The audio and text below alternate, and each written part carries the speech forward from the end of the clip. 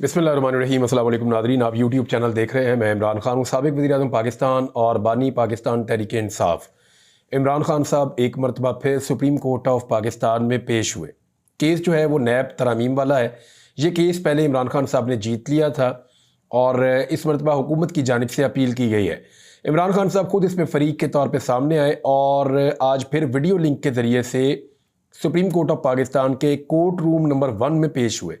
मुझे आज फिर मौका मिला क्योंकि मेरी हज की फ़्लाइट जो है वो नहीं हो पाई और बार बार फ़्लाइट्स कैंसिल हो रही हैं। चौथी मरतबा भी अब नहीं मैं जा पाया और अदालत ने एक ऑर्डर दिया, उस पर बाद में बात करेंगे। लेकिन ज़रूरी बात यह है कि हम अदालत में मौजूद थे, बहुत सारे सहाफ़ी और भी मौजूद थे। इमरान खान साहब आज फ़िरोज़ी रंग की शर्ट पहन के मौजूद थे। वही ब्रांड था, उसी तरह की शर्ट थी जैसे पहले उन्होंने पहनी थी, लेकिन इस मरतबा सिर्फ उसका कलर चेंज था।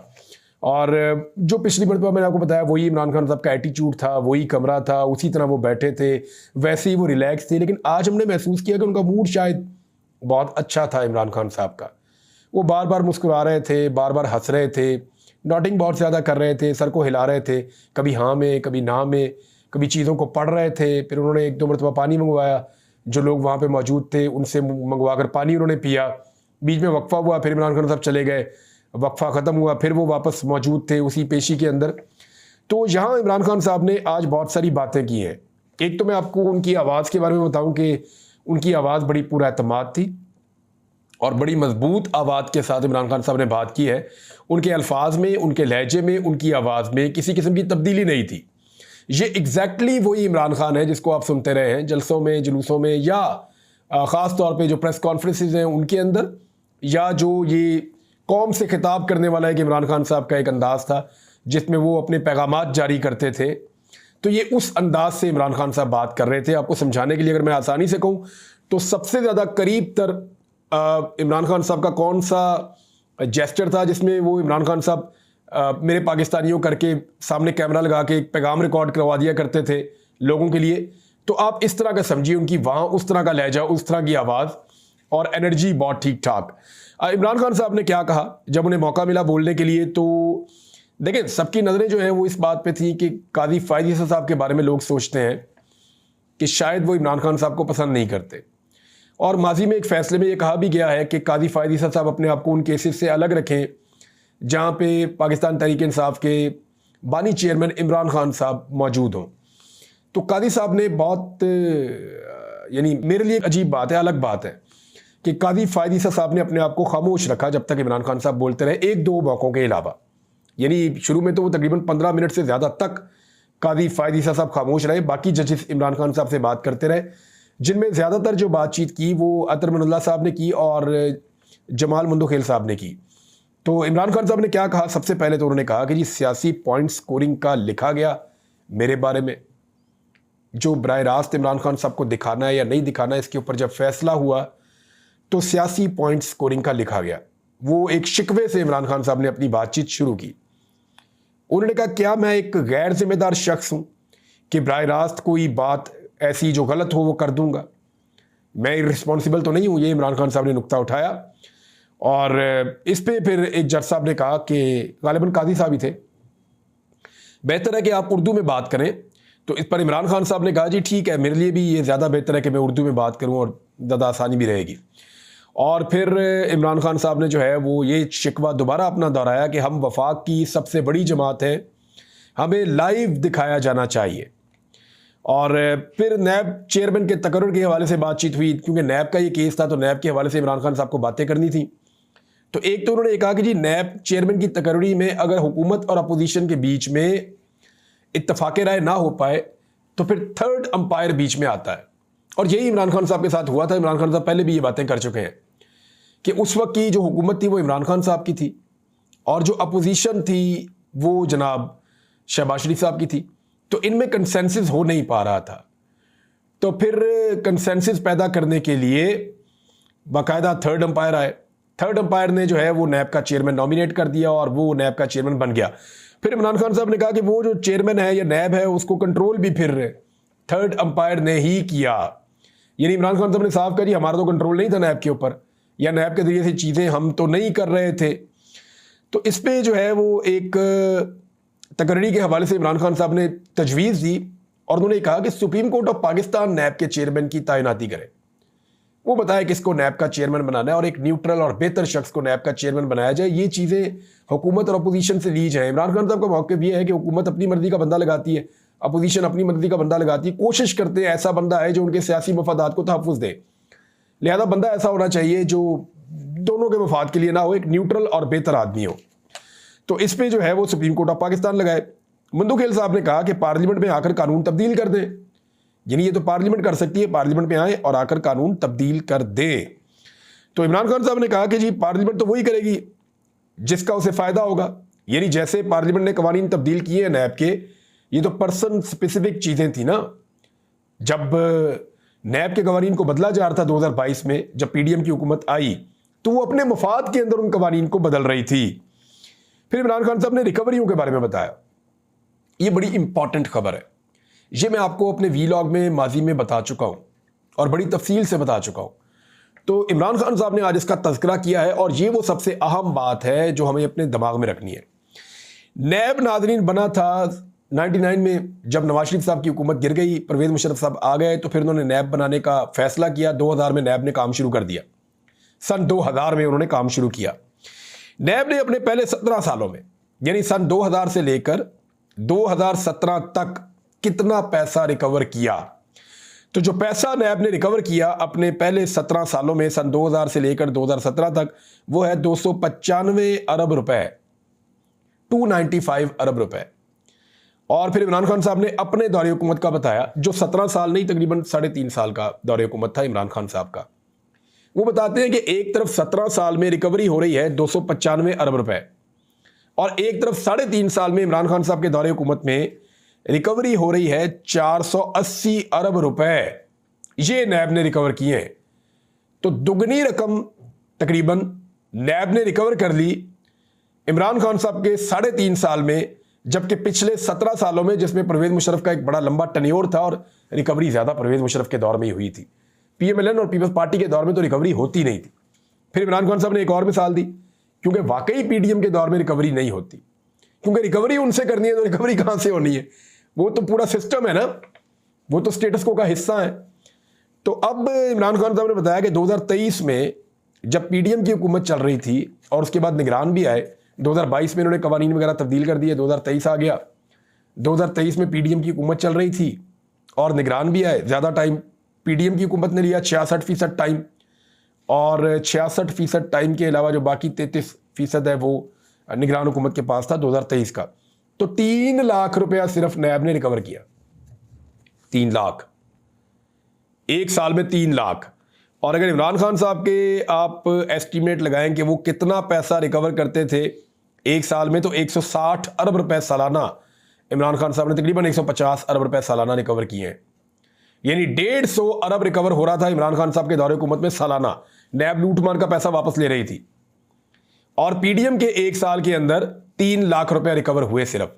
कहां 150 अरब रुपए और कहां सिर्फ 3 लाख रुपए।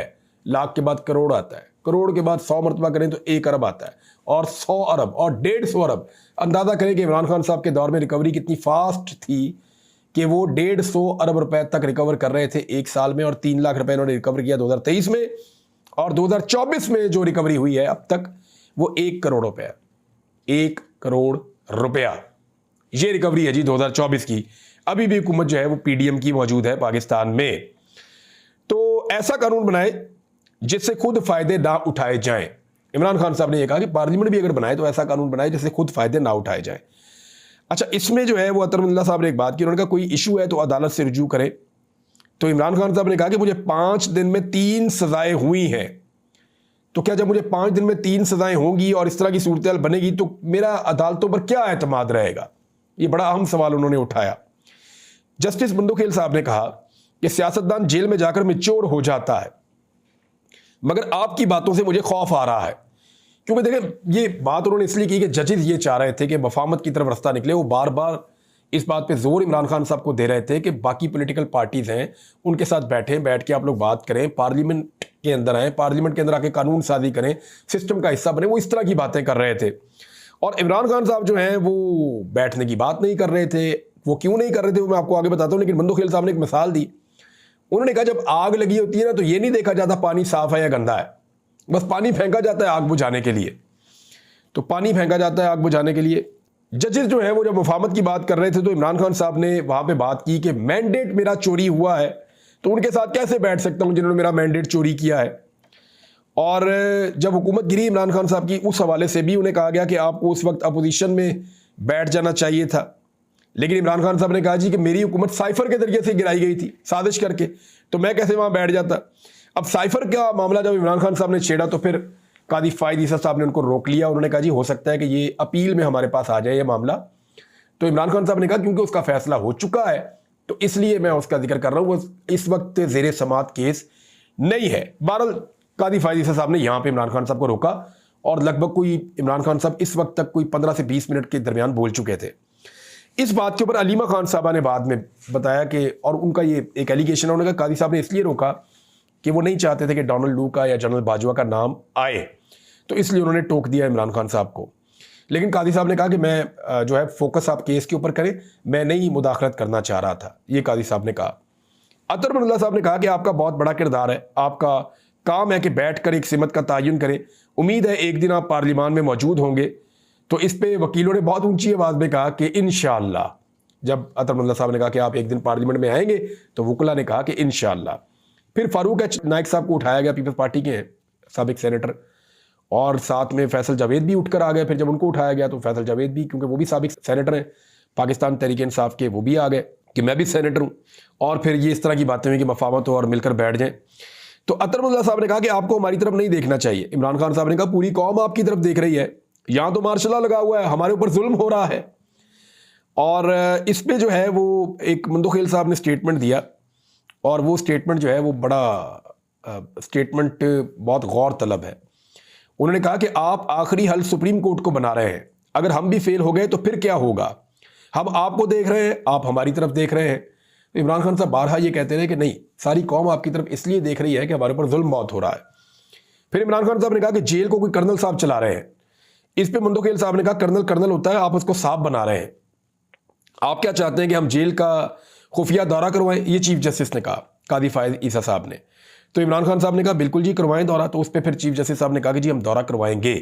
अच्छा जी, ये तो होगी एक डेवलपमेंट। इमरान खान साहब ने ये बातें की, ये फैसला महफूज हो गया है। जो सारी समात में मुझे बात समझ आई वो ये है कि इस वक्त सुप्रीम कोर्ट ऑफ पाकिस्तान का मूड नहीं है नैब तरमीम को जिस तरह पहले रद्द किया गया दोबारा से रद्द कर देने का।